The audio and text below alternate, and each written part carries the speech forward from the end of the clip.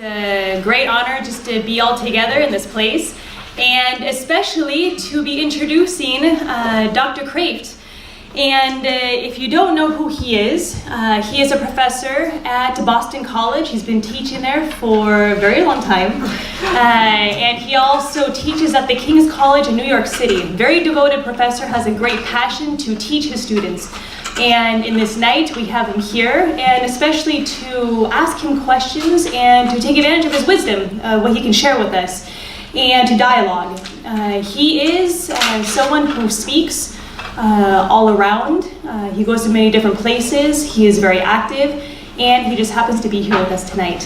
He contributes to many different publications. He has written just about 80 books. And he continues to write and has more on the way.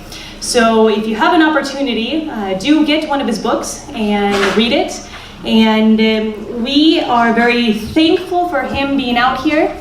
And we're just very providential that it ended up being this night. So more people can come and join us.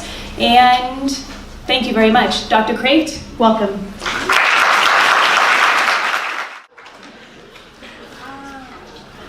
All right, let's do some basic preliminaries first.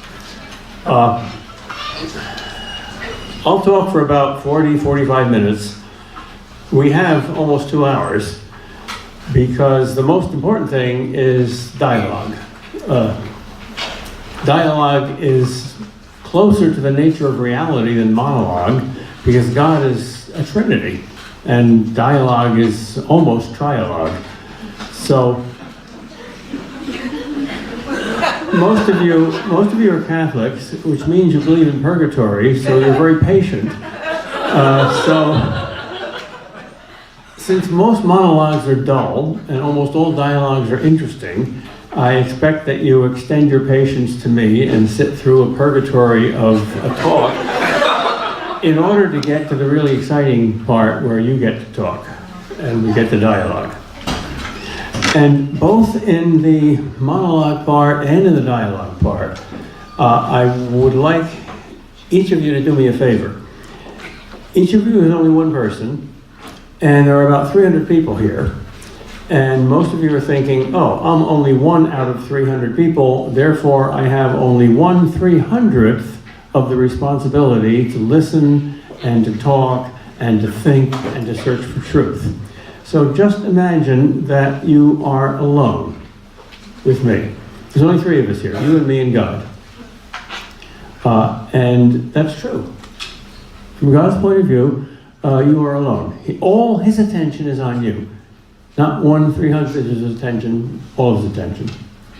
So if you put yourself in that mindset, I think something will happen that won't happen if you're in the mindset of, I'm only 1 out of 300. My talk is about truth and tolerance. I like it when people tell me what to talk about, because that's half my work. The title of a talk is really a question, and the talk is the answer. And getting a question out is half the work. People don't realize how hard it is to get a question out, to really care about a question, to look at that question as a cat looks at a mouse, or a hunter looks at a deer. People also don't realize how many answers there are out there. Our lives are confusing not because there's a paucity of answers, because there's few answers or none. Our lives are confusing because there's so many answers. Getting answers is easy, asking questions is hard. So you've done half my work for me. Whoever assigned this question to me, thank you very much. This is why, by the way, in my college courses, I never tell students what to write about. Give me essay topics, they say. No, I will not rob you of half your work. Truth and tolerance. Hurrah for both. They fit together. If you don't believe in truth, if you are a truth relativist, if you are a Pontius Pilate, who said, truth, schmooth, who cares about truth? What is that anyway? Then it's impossible to think that tolerance is true or good. So the two are not in contrast. We tend to think that truth is hard and old-fashioned and justice and judgmental and all of that sort of thing. Tolerance is nice and soft and loving and merciful and easy and modern. Wrong. Wrong. Truth and tolerance go together, like apple and pie or ham and eggs. If you don't have one, you don't have the other. And we are living in a society which is increasingly not believing in truth, in the simple, commonsensical, old-fashioned notion of objective truth that judges our minds, all of them, rather than a truth that I somehow negotiate or create or make. In fact, on the most important issues in human life, namely what is the meaning of human life, our own supreme judicial authority, the Supreme Court, has said pretty much what Pontius Pilate said. In the 1992 Casey decision, Justice Anthony Kennedy, in the famous, slip the tongue, sorry, Sigmund Freud.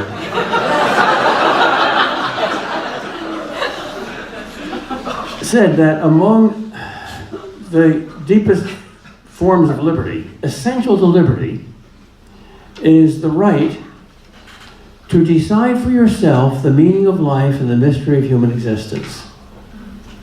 In other words, God, you're sitting in my seat. Get off the throne. This is what Pope Benedict called the dictatorship of relativism. And that's a strange juxtaposition. Once again, we think of dictatorship as hard and nasty and imposing, that's right. And we think of relativism as something nice and soft and tolerant, that's wrong. Relativism becomes inevitably dictatorial. Mussolini can teach us that. Unlike Hitler, Mussolini was a philosopher.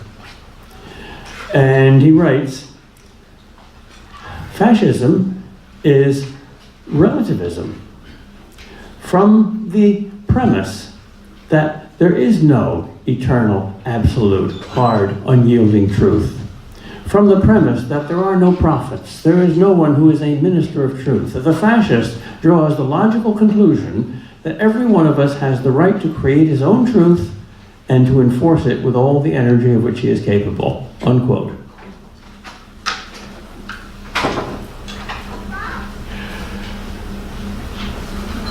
So this apparently very theoretical topic, what is truth, what is tolerance, is extraordinarily practical to our society today. I don't think we can preserve democracy or freedom without truth. All the founding fathers are very clear about that. Freedom without truth is not true freedom. Love without truth is not true love. Happiness without truth is not true happiness. And tolerance without truth is not true tolerance. But in order to address this very, very practical question, the question of are we inevitably, maybe very slowly, maybe very nicely, maybe very softly, and certainly not in a Nazi or a fascist way, that's ridiculous, we don't go in for that sort of stuff, but inevitably we are heading towards Brave New World. I hope you all read Brave New World. It's the most prophetic book of modern times. It's us. It was written in 1932, could have been written today. And we're already more than halfway there. And if you are at all concerned about our society, about Western civilization, about America, and you should be, please read that book. It's amazingly prophetic. So this is an incredibly practical topic, and therefore, we have to take a very careful, theoretical, abstract, philosophical attitude towards it. The practical and the theoretical are not opposites. One of the most practical things that was ever invented was the atomic bomb. And behind that was the whole theory of Einsteinian relativity. Theory and practice go together. And in order to figure out anything about practice, you need theory. In order to drive down the road, you need a good set of eyes and a good roadmap. So I'm going to try to use some basic philosophical skills, like defining terms, and I'm trying to be very theoretical in focusing on just what truth means and just what tolerance means, not just for the sake of scholarship or the sake of curiosity, but for the sake of saving this civilization that we know and love.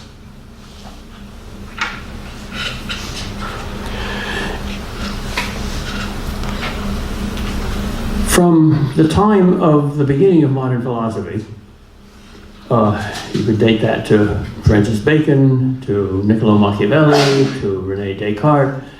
The question of truth is central. How do you know truth? How do you refute skepticism? How do you find certainty? There was not much of a crisis of truth before modern times, before 400 or 500 years ago. I think the human race grows rather like an individual grows. Little kids are naive, they're innocent, they're trusting. They don't ask fundamental questions. How do you know? Once in a while they do, but not in a deeply fundamental way. But then you become a teenager, and you worry about yourself. Who am I?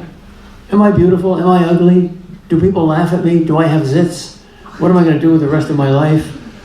Am I going to have friends? Modern man is a teenager. By the way, I use standard English, so I use inclusive language. Man means males and females equally. If that offends you, I'm sorry. Modern man is a teenager, and therefore naturally questions himself and wonders if he's capable of knowing the truth. He's not naive anymore. And that's a natural development, that's fine. Asking questions is great. Jesus Christ never once discouraged a question. He never said to his disciples, don't ask so many questions. But there are answers. The reason to ask a question is to get an answer. The reason to be open-minded is because you hope there's truth. The reason you open your mouth is you hope you can fill it with some food and chomp down on it. But if reason can't know truth, and by reason I don't just mean clever reasoning, I mean all forms of intelligence, the heart as well as the head, and intuition as well as reasoning, and common sense as well as scientific method, our intellect is a much more complicated thing than we usually think. The old meaning of reason is a very big and broad one, and a very humane one. If reason can't find truth, if reasoning, as Freud says, is only rationalizing, and Freud is one of the most influential thinkers in our culture, and his most philosophical book, his last complete book, Civilization and Its Discontents, is a questioning of whether there is such a thing as a meaning to life, a purpose to life. It's a very clever book. I highly recommend it. It's a good read. But at the end, he finally says, after all this discussion about civilization and whether it's a good thing and the relation between civilization and sexuality and all the rest of the Freudian stuff, there's only one thing that I'm certain of. It's on the very last page. That all our reasoning is only rationalizing. That we are desiring animals and our brains are at the service of our desires. So reasoning is nothing but rationalizing, giving excuses for what you want to think. Well, that's the only sentence in the book that couldn't possibly be true. He claims that it's the only thing he's certain of. That's the only thing you can be absolutely certain is false, because if that's true, it's self-contradictory. If all reasoning is rationalizing, so is that. You see, all forms of skepticism are self-contradictory. Simple skepticism. There is no truth. Is that true? A little more complicated skepticism. Truth is not objective. Is that an objective truth? Truth is only probable, not certain. Is that certain? Truth is particular, not universal. Is that a universal truth? Truth is relative, not absolute. Is that an absolute truth? Is relativism absolute? You can't get out of that, no matter how you nuance it. If reasoning is only rationalizing, then we can't have a civilization, because civilization is based on, come, let us reason together. We don't desire together, we desire different things. There are natural conflicts between friends, between family members, between tribes, between nations, between interest groups. If there is no objective truth, and if reason can't know objective truth, then all you can do is fight. You can fight in a gentle way, but you can't reason, and therefore you can't be together. So the presupposition of any society is some stable truth about something that everybody admits.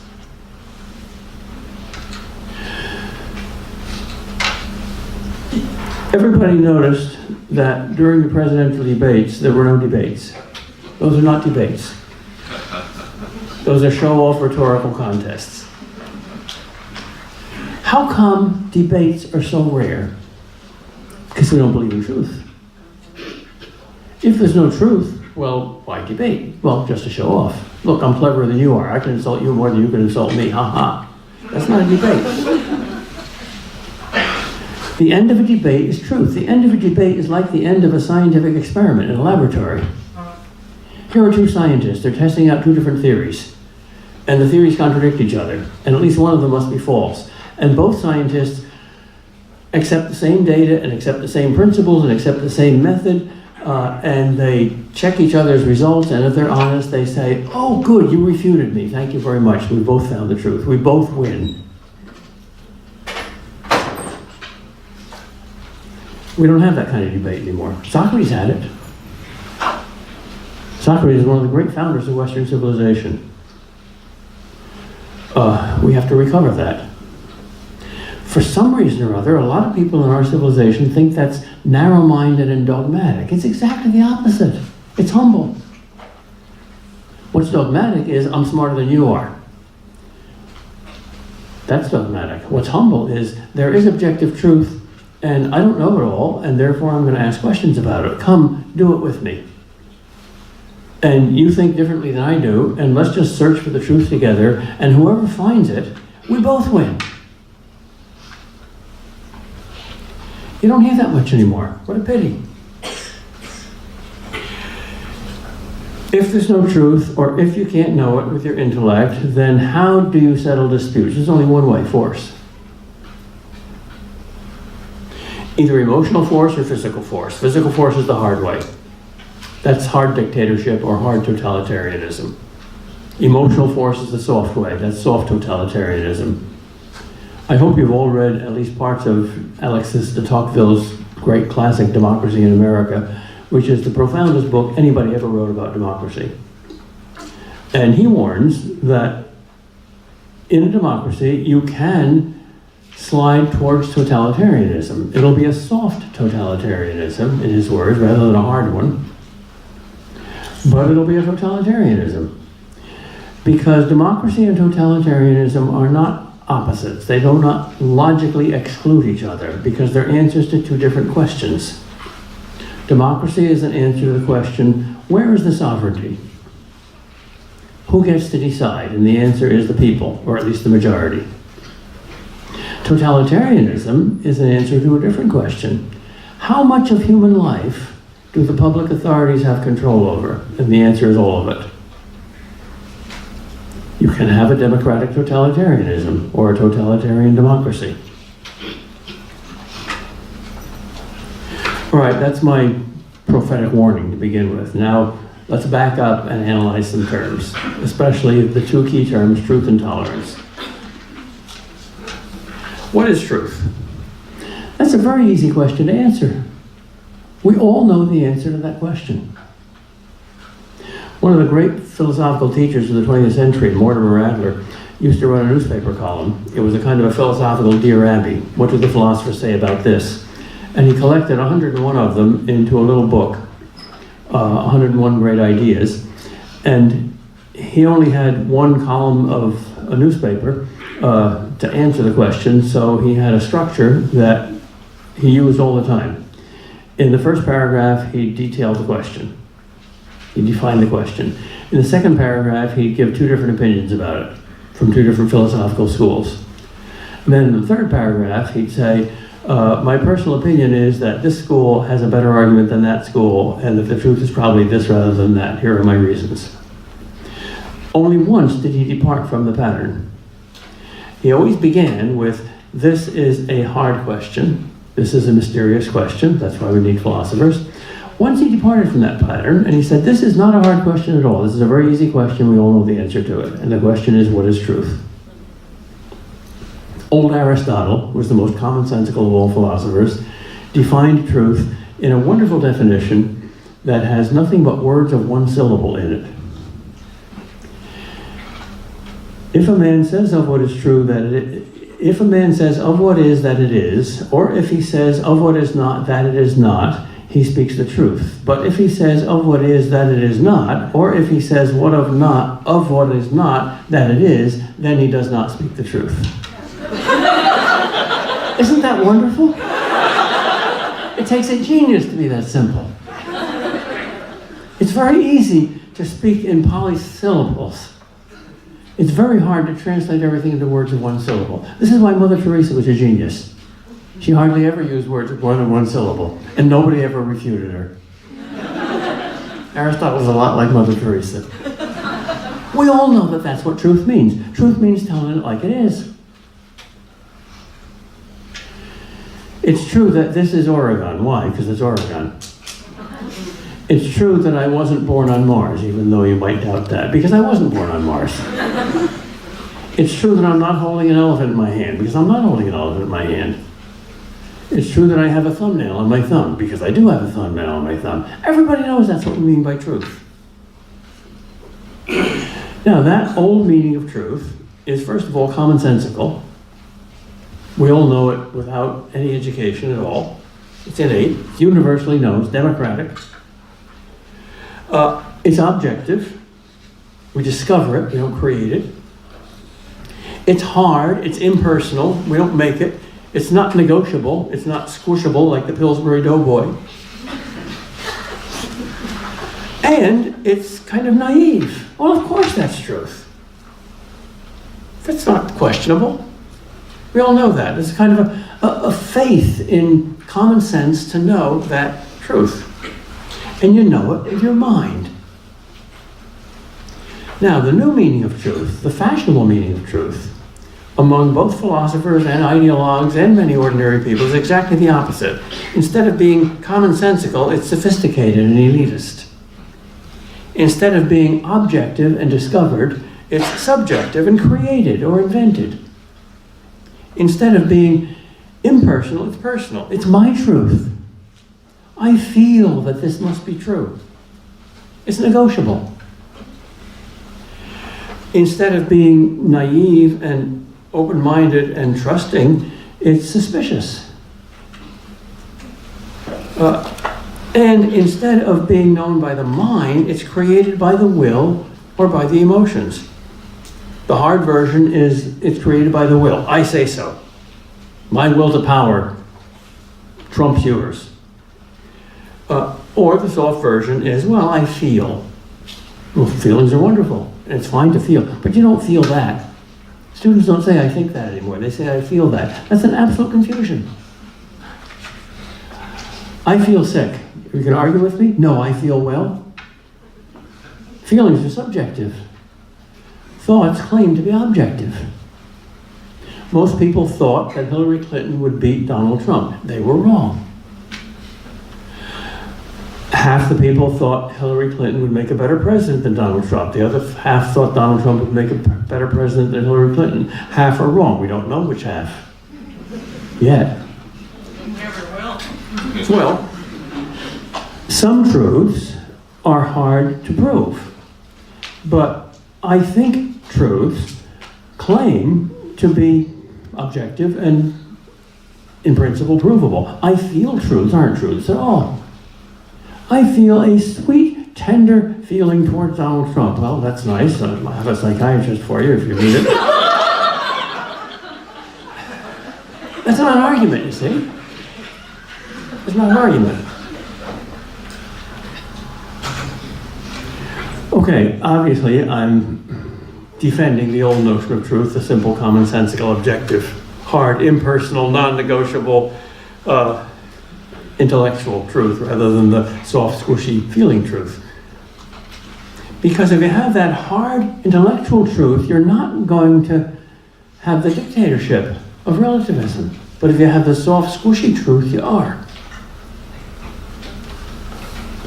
Well, we'll come back to that in a moment. We haven't finished our analysis of truth yet. Truth exists in two places. Truth is a correspondence between a mind and something outside a mind. The correspondence between my thought that I have a thumbnail and the fact that I do have a thumbnail is the truth in my mind as corresponding to the world. There's another kind of truth. There's also a truth in things that correspond to the mind that designed them. For instance, if you're painting a picture and you want it to look the opposite of the Mona Lisa, and you're so haunted by the Mona Lisa that your picture looks too much like the Mona Lisa, that's not true. Not your intention.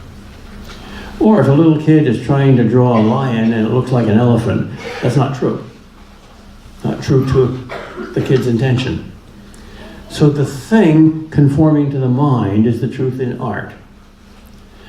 The mind conforming to the thing is the truth in science. So if there's a God and he designed the universe, he's an artist, not a scientist. His truth is a truth that he creates. How come there is light? Because God said, let there be light. He thought it up. How come there are hobbits? Tolkien, like God, said, let there be hobbits, and there were hobbits. He thought it up. This is why art is a signature of the image of God. Not just the mind and the moral will, but also the creative art. That's equally a part of the image of God. We create because we're created by the Creator. So when we do science, we're reading God's art after him. Okay, so there's truth in things as corresponding to the mind that designed them and created them, and there's truth in the mind that discovers those things.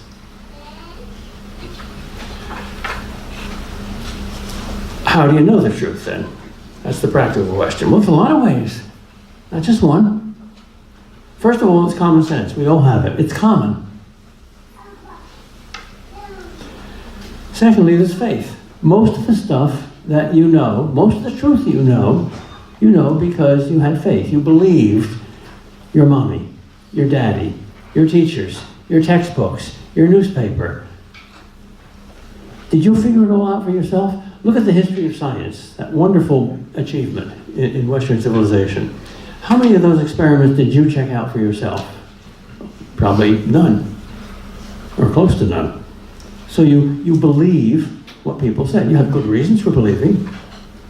It's a secular faith, it's not a religious faith, but most of what we know by faith, by trust. And then thirdly, there's religious faith, which is just secular faith aimed at the most worthy object of all, God. If there's a God and if he's spoken, then that's the most reliable way to know truth. And then there's philosophy. Philosophy goes beyond common sense and beyond mere faith. It asks questions, and beyond religious faith too. It doesn't substitute faith for reason. But from Socrates on, philosophy is one of the great achievements of the human race. And we're all philosophers. You can't say I'm not a philosopher. That's a bad philosophy, but it's a philosophy. And then finally, there's science and the scientific method. The greatest discovery in the entire history of science has been the scientific method, because that's like a skeleton key that opens up all the other doors. And it's the most efficient method we've ever discovered for understanding the material universe. And no one of these five things is an enemy of any of the other four. Any more than the different parts of a symphony orchestra are the enemy of the other part. Or any more than one color is an enemy of the other color. They're just different powers of the human mind. Now let's also look at the word truth. Let's do a little linguistics. Western civilization has three basic sources. Almost everything in Western civilization comes from either the Jews, the Greeks, or the Romans. And those three cultures and those three languages were the main languages of the ancient world. When Jesus was crucified, the sign on the cross was written in those three languages. The sign said, "This is Jesus, the King of the Jews." It's very significant that Pilate deliberately said, "Let it be written in Hebrew and in Latin and in Greek." He didn't mean it this way, God did. The whole world is responsible for Jesus' death. It's the same, it's almost a joke, it's not funny, but it's the same irony that you find in Mel Gibson's movie, The Passion of the Christ. At the moment of crucifixion, when Jesus is nailed to the cross, you remember the Roman is a new soldier and he doesn't know how to hold the hammer and to get that nail through Christ's hand. And you hear a voice.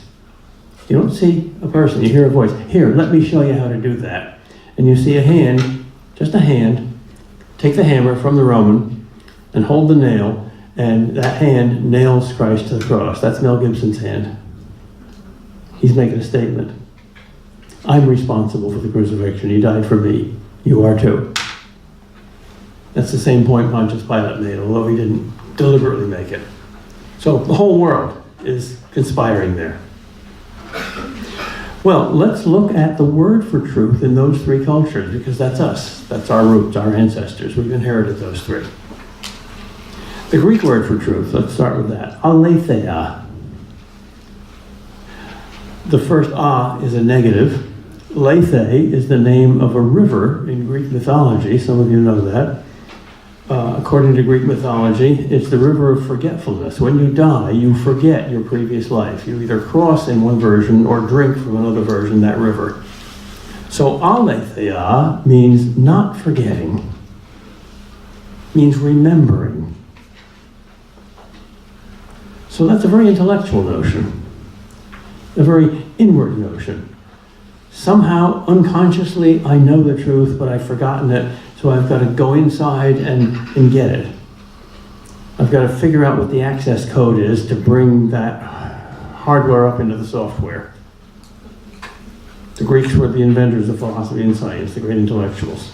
That's one meaning of truth, okay? Second, the Latin word for truth, veritas. It's not so much an intellectual word as a moral word. It means rightness. Rightness where? Rightness in thinking. Thinking is a subdivision of living or acting. The Romans were very practical people. They didn't invent a single new philosophy. They imported all their philosophies from Greece. So truth has a moral dimension to it. It means right action in the realm of thinking. So it's not so much the intellect as the will that's the key there. It chooses to do the right thing, to think the right thought. Then there's the Hebrew word for truth. You find it in the Old Testament. It's emeth, and it means faithfulness, or trust, or trustability. It's one of the attributes of God. God is totally trustable. I don't know Hebrew myself, but I'm told by the scholars that in ancient Hebrew, the word had a physical meaning. A bucket had emeth if the bottom would never fall out, no matter how many stones you put in it. Or a rope had emeth if it would never break, no matter how heavy the burden is in it. So a person has emeth if you can lean on them and they'll never break, and that's God. And we're supposed to be like that. So truth is not so much in an idea as it is for the Greeks, or in a human action and choice as it is for the Romans, but in a person's character, trustability. I think all three meanings of truth are equally important. And to argue about which one is the most important, are you an intellectualist, or are you a voluntarist, or are you a personalist, that's silly. You need all three. Because we are all three. Okay, that's just a sketch about what truth has meant to the great minds of the past.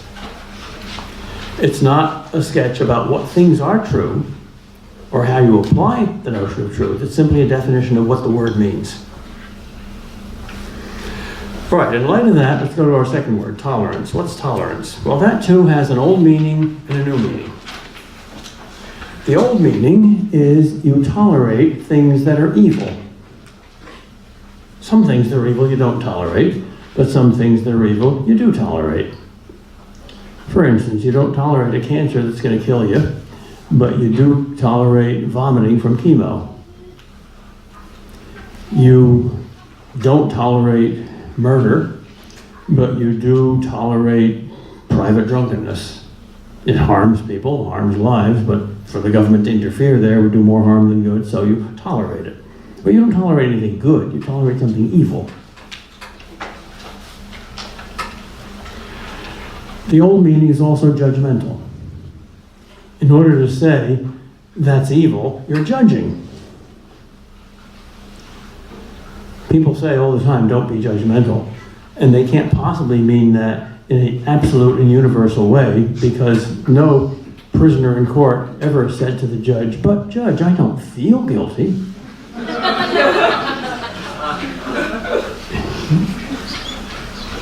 You have to be judgmental. You have to judge whether that's another car coming, or a bicycle, or a motorcycle, or a plane, in order to know where to steer your car. So you have to judge between good and evil in order to be tolerant of some evils. Also, the old meaning of tolerance is pragmatic. You tolerate the lesser evil. You don't do evils, but you sometimes tolerate the lesser evil. War, for instance. War's a horrible thing. War's one of the stupidest ideas ever invented. Hey, we've got problems, we've got conflicts, how shall we solve them? Oh, I know, let's go out and kill each other tomorrow morning. But sometimes you have to fight a war. You have to defend the innocent against the guilty. You can't let the bullies win. If we were all pacifists, soon there would be no pacifists. They'd kill us. So that's a rather spectacular example of tolerating the lesser evil. The new meaning of tolerance is quite different. You tolerate everything. You don't tolerate evil, that's judgmental. Tolerate everything. Be non-judgmental. Wait a minute, isn't it right not to be judgmental? Didn't Jesus say, judge not that you be not judged? He certainly did. What did he mean by that? Don't judge sins? If that's what he said, he was not even a prophet, much less the Son of God, because all the prophets are judgmental. Well, we have to judge sins, but we shouldn't judge sinners. That's God's business. We can't read another person's heart, but we can observe his actions. So you cannot possibly have a society without being judgmental of actions. And you can't possibly be a good scientist or a good philosopher without being judgmental of ideas. And you can't possibly be a good politician without also being judgmental of ideas. That idea is not going to make for health and happiness. That idea is.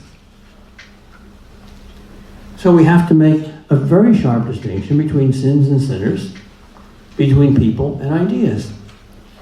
And we have to love sins less and sinners more.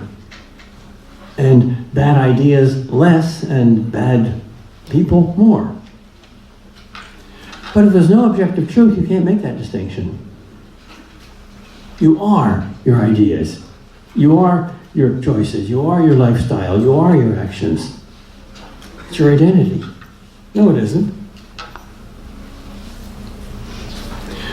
The Catholic Church, for instance, is almost the only public institution in the world today that does two things simultaneously says two things simultaneously about one of the most controversial issues, specific controversial issues in our society, namely homosexuality. On the one hand, it says, this is wrong, God disapproves, this is not right use of sex. On the other hand, it says homosexual persons are created in God's image, are to be loved, and are called to sanctity.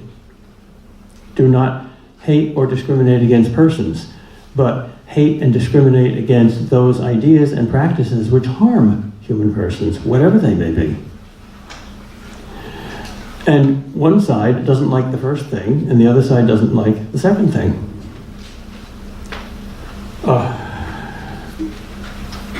Love the sinner, hate the sin, whatever it is. Same thing is true about transsexuals. That's the new controversy. Here are people who have a problem, a real problem, and we have to be listening and sympathetic to them. But on the other hand, we have to believe in objective truth. There's a man who feels like a woman and thinks he's a woman and wants to be a woman. He isn't. Biology is destiny. On the other hand, he has a serious problem in getting his soul and his body together. So we can't just ignore it. So what do? Well, we give him compassionate psychiatric treatment and we listen. And we treat him as the human being and the intrinsically valuable individual that is made in God's image, that in fact he is. But we don't compromise on objective truth. Here are the facts. Here is what you're doing. You're going to get your sex organs cut off or have an operation. You're going to mutilate your body because you have this strange thought that you aren't what you really are. Well, we're going to have to help you to integrate that somehow. And the way to do it is not with a knife. The way to do it is much more gentle than that. One side doesn't want to listen to them, the other side wants to say anything goes. Unless you can make that distinction between objective truth and subjective, non-judgmental love of persons, you can't make that distinction. Now, almost nobody in our society, I suppose a few, but certainly not the majority, wants to say, the hell with people, they're no good. Judge them. I don't love them. Nobody wants to say that, thank God. A lot of people, though, want to say, I don't believe in objective truth, that's being judgmental, that's being dictatorial. What right do you have to say that's truth, it's just your truth? Either of those two mistakes equally lead to a kind of totalitarianism. One's hard, the other's soft. You have to say both. You have to make that distinction.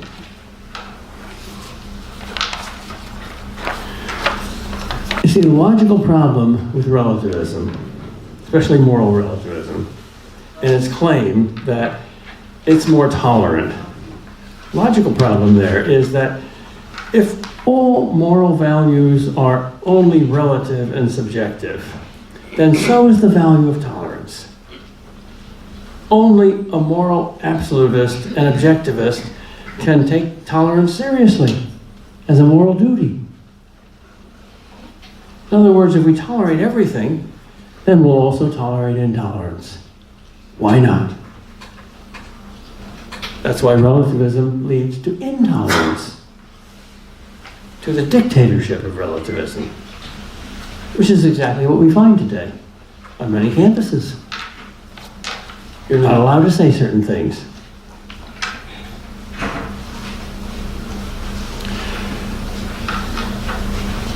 Many people will say, well, I don't tolerate intolerance, I'll tolerate anything else.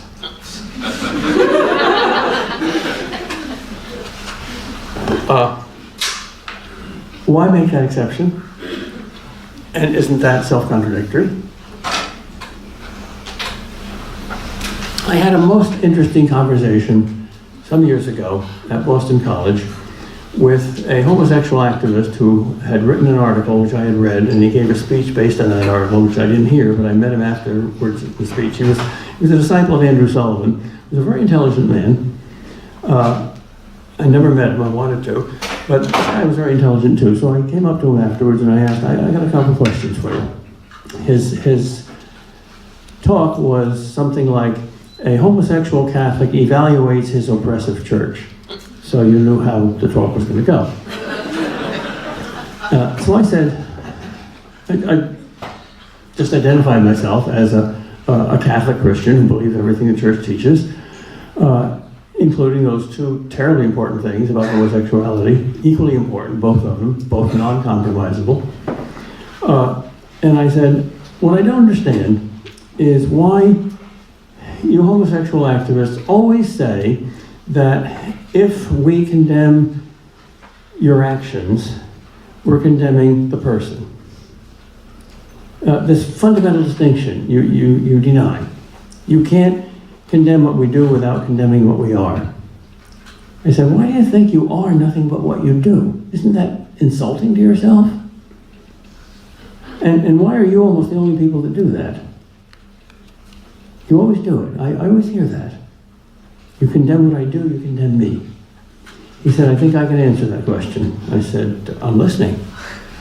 And I was very serious. I wanted to learn something, and I did. He taught me something that day that I didn't know before. He said, well, do a little thought experiment. Suppose you Catholics, were the minority, and you had been persecuted and hated, and we now said to you, well, you know, we love you, but we hate what you do. And we're going to try to argue you out of it, but we love you. But we hate your faith, and we hate your cathedrals, and we hate your sacraments, and we hate your Bible, and we hate your priest, and we hate your hymns, and we hate your saints, but we love you. How would you feel? And I opened my mouth, because philosophers talk a lot, and God said, shut up, you fool, listen to him. So I did. And I thought for a minute, and I said, you know, you're right. You taught me something I didn't know before. I would feel exactly the way you do. I would feel personally threatened. Yeah, thank you for teaching me that. Okay, now I understand how you feel. But wait a minute, I got a question for you. Look at your title. A homosexual Catholic evaluates his oppressive church. Which of those two nouns is your identity, homosexual or Catholic? The reason I feel threatened, if you said, we love you, but we hate your God, is that my God is my identity, my religion, my absolute. So which of those two things is your absolute? And he smiled and he said, all right, we've taught each other something today. Now, I don't know if everybody would be quite that honest and open-minded, but I really do think we both learned something terribly important. This issue, and maybe some others too, but certainly the issue of homosexuality is not like most moral issues, like war, for instance. Somebody makes a big mistake if you do or you don't fight a war, and lives are at stake. But that doesn't threaten your whole identity. That's not your essence. Religion is your essence. If not, you're not really religious. Religion is your relation to the absolute. That gives you your most fundamental identity. And if that's not God, it's got to be something else. So this is not just an ethical issue, a moral issue, a philosophical issue, or even a psychological issue. It's a religious issue. Even if many people say it isn't. It's an issue about absolutes, and that explains the passion of it. It also explains the passion of Muslim terrorists.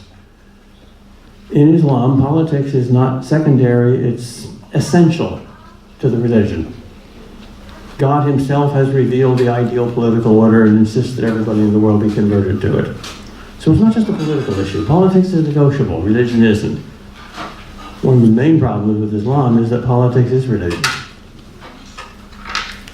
Although there are exceptions to that. That's much too easy a generalization.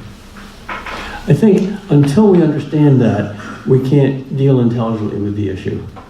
I'm not demonizing it. I'm not saying it's hopeless. I'm not saying, this is Christ versus Antichrist. I'm just saying that it's got to be dealt with on the plane of religion, not just on the plane of public morality or philosophical morality or rational morality.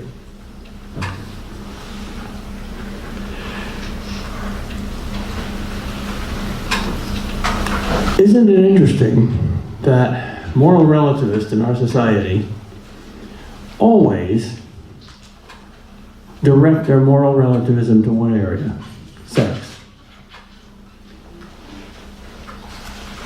I never heard anybody who was a moral relativist about nuclear warfare or about environmental pollution, although that's somewhat pragmatic in a matter of degree, or about torture, although there are a few people that justify it, or about rape, or about murder, or even about insider trading, or even about smoking. I mean, even people who smoke feel guilty about it. But if it has anything to do with sex, let's be relativist. That's very strange. The sexual revolution is not just a revolution in behavior, it's a revolution in philosophy. I think the essence of the sexual revolution is to look at sex not as something that you are, but something that you do. It's Gnostic. The Gnostics were spiritualists. They believed that you were simply your mind, you were simply your thoughts, your spirit. Your body was an instrument, a tool. So it didn't matter what you did with your body. That was a very strange philosophy, and it's very bad psychology. It's as if you're a ghost that is living in a haunted house called your body. But very many people believe that. And the sense of the sacredness of the body, the sense that that's me, it's not my body, that's me. I can't take it off as I take my clothes off. That's rare. For the first time in a long while. So once you treat your body as an instrument, it's simply a machine, and you learn which buttons produce pleasure and which buttons don't, and that's it. What more is there? Nothing. That's a radical revolution. That's not just a revolution in behavior, that's a revolution in your identity. And it's so powerful a revolution that it has overcome very deep instincts, like the instinct of motherhood. 50 years ago, certainly 100 years ago, almost no one would believe that abortion would be not only legal, but generally accepted. What?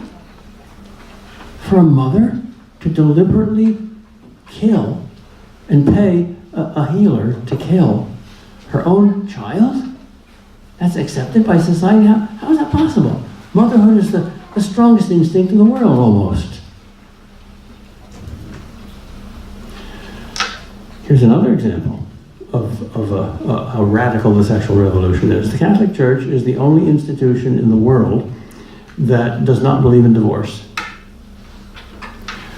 I love to argue in a friendly way with my Protestant friends. I have a lot of them, and they usually allow divorce, and they often say, the Catholic Church is too tough and too uncompromising about divorce. And I say, no, it's just the opposite. We're humble. You're not. You're arrogant, not us. Because Jesus Christ, in all three of the first three Gospels, explicitly forbade divorce. And you want to change him. You want to edit his mail. We just deliver it intact. Suppose you went to a society, some other part of the world, and you learned that 50% of the citizens in that society committed suicide. Would you say that's a really sick society? Well, who are the citizens in a society? They're not just individuals, they're families. According to the Bible, one flesh, the two become one.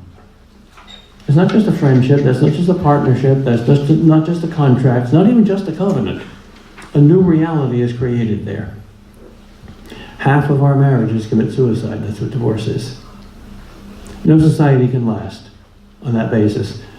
No society has ever lasted without stable families. And the four most stable societies in history all had a very high respect for the family. Jewish society, Confucian society, ancient Roman society, and Muslim society. All of them had faults, but they were stable, they were long-lasting. We're not going to last that long. So the sexual revolution is not just a thing that takes up a little area over here and leaves the rest of life untouched. It leaves everything touched. And its justification is relativism, at least in that area. In fact, sexual relativism is the basic excuse for general moral relativism. As I said, people don't yet apply it to most of the other areas, but it's inevitable that it will. Cancers metastasize.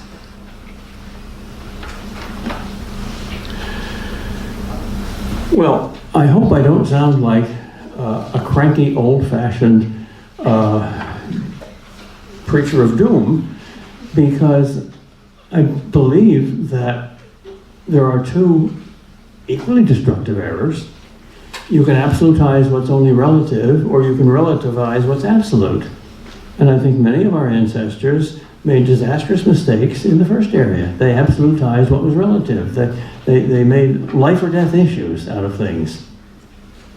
The Inquisition was an example of that. But just because our ancestors erred in one direction doesn't justify us in erring in the opposite direction. To relativize the absolute, if anything, is even worse than absolutizing the relative. Because if you don't have an absolute, then what's the relative relative to? It makes no sense. So the first question is not, is there an absolute? But what is it? There has to be one. And if it's not God, it's got to be an idol. And there's all sorts of idols around.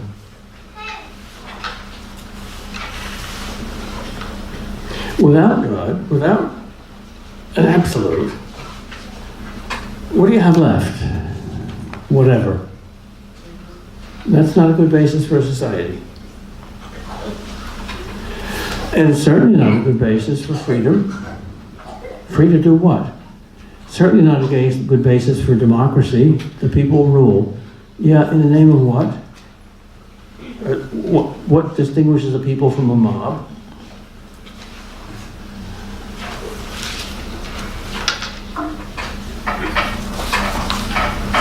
I'll give you one more book to read after you read Brave New World. Read a somewhat more difficult book, but it's a much more philosophical book by C.S. Lewis. I think it's the most important thing he ever wrote. The title is The Abolition of Man. He argues in that book that moral relativism changes your nature. If you really become a moral relativist, not just in words, but in belief, then you've produced a kind of conscience-ectomy. You're still clever, you still got a mind, and you still got an animal body, you still got guts, but you don't have the heart in between. You ripped out your heart. And that's not a human being anymore. You can abolish your humanity. At least you can deeply suppress it. Maybe you can't abolish it. Maybe the natural moral law is, as Thomas Aquinas says, and as St. Paul seems to say in Romans, so written into the heart that you can't rip it out. You can't rip out your motherboard. But we're sure as hell trying.